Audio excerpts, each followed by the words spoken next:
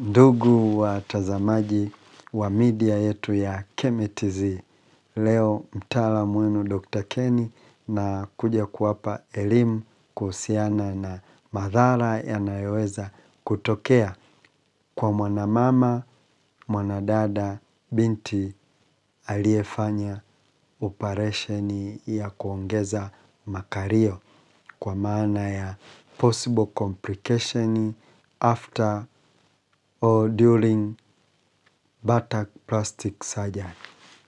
Possible complication, kwa maana ya madhara yanayoweza kutokea. Zara la kwanza ni maambukizi ya bakteria. Maambukizi ya bakteria yanaweza yakatokea kwenye mwili wa huyo mhusika au kwenye kalio au makalio ya huyo mhusika. Na maambukizi ya kibakteria endapo sasa yakatokea kwenye eneo ambalo operation imefanyika, kwa maana kwenye kalio, basi pia anaweza akapata changamoto ya jipu, kwa maana abscess kwenye kalio au makalio baada ya operation. Kama akafanywa alipata jipu likatibiwa likapona, pia anakuwa kwenye hatari ya kupata kovu, kwa maana ya scaling baada ya jipu, au akapata scaling baada ya kidonda cha operation kupona. Kwa hiyo vyote vinawezekana. Kwa nishataja madhara mangapi hapo? Matatu.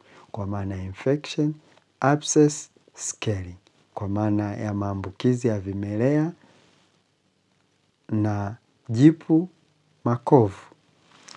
Zara jingine linaloweza kutokea ni tunaita nerve damage, kwa maana ya seli za fahamu za kwenye kalio kupata changamoto kwa kuchanwa kwa bahati mbaya, kwa ndo tunaita cell damage. Na hiyo changamoto inaweza ikapelekea asipate hisia kwenye kalio, au akapata maumivu ya mara kwa mara kwenye kalio. Yote yanawezekana. Na pia zara jingine linaloweza kutokea ni kuwa na makalio yenye utofauti, kwa maana yenye ukubwa tofauti. Moja linaweza likawa kubwa kuliko jengine. Kama umefanyiwa operation na makalio hayafanani, moja kubwa moja dogo, nini kitatokea? Si manake inabidi operation irudiwe. Kwa hiyo kama operation ikirudiwa, manake sasa umeingia kwenye dhara jingine la kurudiwa kwa operation. Au labda ilitokea nerve ikawa teared, manake wanaweza wakarudia tena operation ili kurekebisha hiyo nerve. Zara jingine linaloweza kutokea ni kuna kitu tunakiita fat necrosis.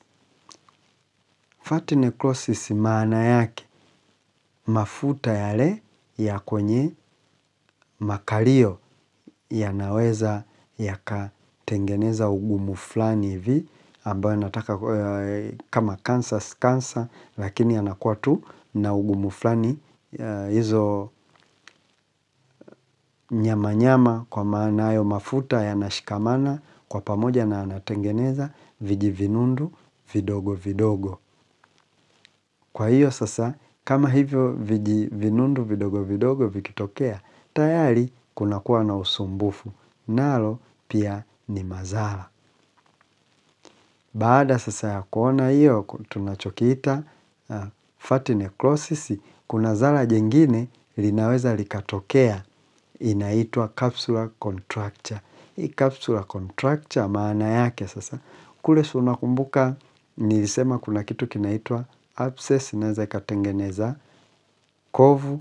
Sasa hilo kovu sasa lenyewe linaweza likatengeneza kitu kingine ambacho kikapelekea sasa huo muonekano wa hilo kalio baada ya operation lisiwe zuri, kwa maana lile kovu linajitengeneza usugu, linakuwa gumu, ndio kinatokea hicho kitu kigumu na kutengeneza ugumu wa hilo kalio.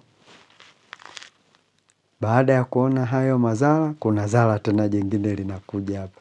Kuna kitu tunakiita kubadilika kwa rangi ya kalio, kwa maana tunaita buttock discoloration.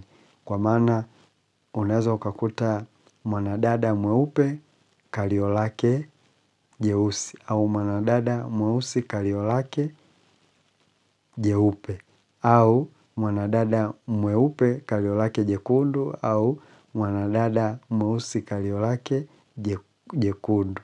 Sasa sijajua kama kuna mwanadada mwekundu. Kama yupo sawa, unaweza ukakuta mwanadada mwekundu kalio lake jeupe au jeusi. Baada sasa ya kuona hayo madhara, kuna dhara jingine tena linakuja, tunaita sasa, kwa mfano umefanyiwa au operation imefanyika, alafu ulishonwa. Kwenye kushonwa pale, ile nyuzi inavyotolewa inaweza ikaacha vinafasi vidogo vidogo kama vijivitundu.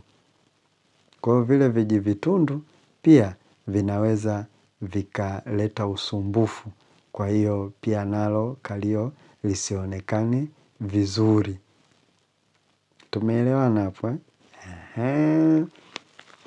Baada sasa ya kuona hilo dhara kwamba linalotokana na hizo nyuzi baada ya kutolewa na kutengeneza hivyo vishimo au kutengeneza vitundu. Dhara jingine linaloweza kutokea ni tunasema kutokana na ile dawa ya usingizi, kwa maana ya anesthesia risk au anesthesia problem.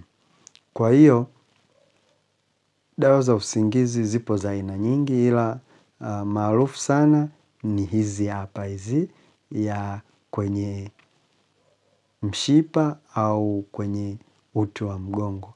Japo siku hizi ipo ya mdomo, ipo tu ya kupaka kama mafuta, no sio mdomo, mfumo wa hewa. Unaekewa tu kwenye hewa, unapuliziwa, basi mambo yanakuwa burudani huku upasuaji unaendelea. Kwa hiyo sasa unaweza ukapitia changamoto ya kupata maumivu ya kichwa mara kwa mara au maumivu ya mgongo mara kwa mara and so on. Kwa hiyo natumaini leo mtakuwa mmepata elimu nzuri sana. Kwa hiyo wewe ambaye una malengo ya kwenda kufanya hiyo operation au mwenye nia, basi jua hayo ni baadhi ya madhara ambayo yanaweza yakatokea, na kama yakatokea usiogope, ni sehemu tu, rudi ulipofanyiwa hiyo operation, huo upasuaji, waelezee na watakusaidia na mambo yatakuwa buruburu au yatakuwa bam bam. Niwaombe msisahau kusubscribe channel yetu, msisahau kushare kwa wengine ili waweze kupata hii elimu. Pia usisahau kutoa maoni yako. Mlikuwa nami mtaalamu wenu Dr. Kenny, niliyewaletea madhara yanayoweza kutokea kwa yule mwanamama mwanadada aliyefanya upasuaji wa makalio.